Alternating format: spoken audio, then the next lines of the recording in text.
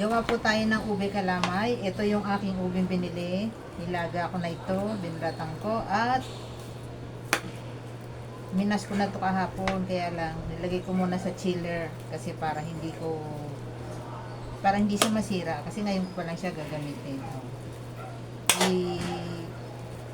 I-press ko lang ng ganyan para lagkitan yung ube. Ang ganda. Bali, 1 kilo mahigit ito eh. Siguro mga 1 kilo't kalahati din. Mga ganun. Ganda ng kulay. Wala pa ako inilalagay ng food color. Ang ganda na ng kulay niya. Gagamituhin ko lang kasi ilalagay natin yung ating glutinous rice. Lagay ko yung glutinous rice, kalahating kilo. Lagay tayo ng asukal. 1/2 kilo to. Pwede naman tayo magdagdag mamaya kapag hindi pa sapat yung tamis niya. Kasi maglalagay tayo ng condensed milk. 1/2 cup ng 1/2 cup ng condensed milk. Lagay tayo ng evaporated milk para creamy at masarap ang ating ube kalamay. Lagay tayo ng gata. Nagmamadali yung gata.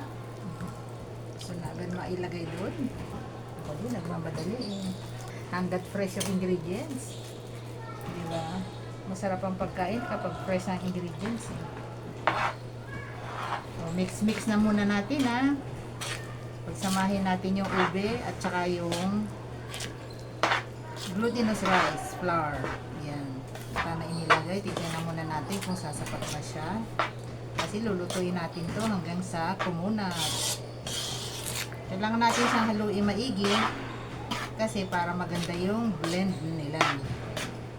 Balik na lang ako kapag nahalo ng mabuti tsaka kung kailangan pa natin magdagdag ng kulay. Pagandahin natin ang kulay para hindi naman siya namumutla. Dagdag tayo ng food color. Maganda na yung ating ube. Kaya lang naglagay tayo ng glutinous rice flour kaya siyempre kailangan natin magdagdag ng kulay para mas maganda. Naglagay tayo ng konting asin para magbalanse yung lasa. Konti lang. Just a pinch. Okay. Yan na. Salang na natin ito.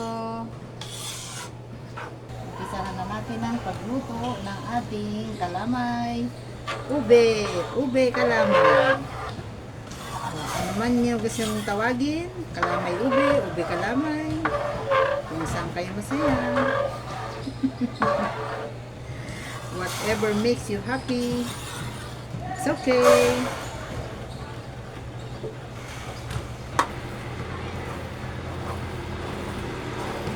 Ito na. Nauubos na yung ating gata na inilagay kanina. Yung gatas. Lumalagkit na siya.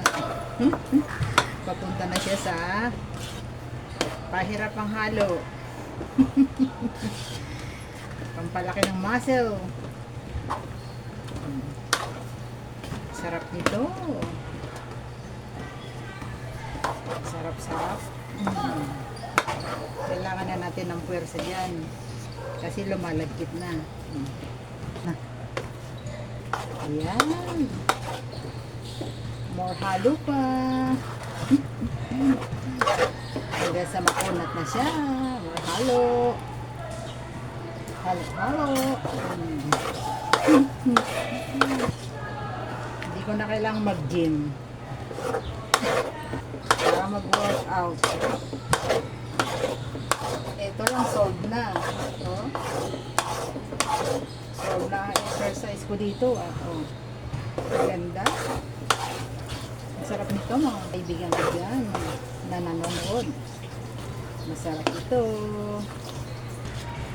Okay, ang ganda. Ang sarap din. Yun nga lang. May ngalay din, pero okay lang. Basta kumain tayo ng masarap. Yun diba? Kahit tayo mapagod, basta achieve at maging masaya. Okay. Okay na. Kalat na. Approve. Love, love, love. Thank you for watching. Ito na po ang ating ube kalamay. Oh, pagandahin natin siya. Ang sarap po. Tinikman ko na. Ang sarap po ng ating gawa. Ayan, glossy. Ang ganda, oh. Diba? Tapos, para lalo natin siyang pasarapin, lalagyan natin siya ng latik. Yung ating latik na ginawa kanina. O, diba? Ay, kaganda naman. Beautiful, beautiful. Love this. O, kahit napagod ako, kahit na nangalay ang balikat ko kakahalo, okay lang. O, masarap eh. Ganda. Ito na po, yung ating nilutong kalamay ube, ube kalamay. Kakain na tayo, titikman na natin siya. Ang sarap po. Unang subo para sa inyo. Okay. Ang sarap. Approve. Love, love, love. Thank you for watching. Salamat sa pagsuporta. Bye-bye.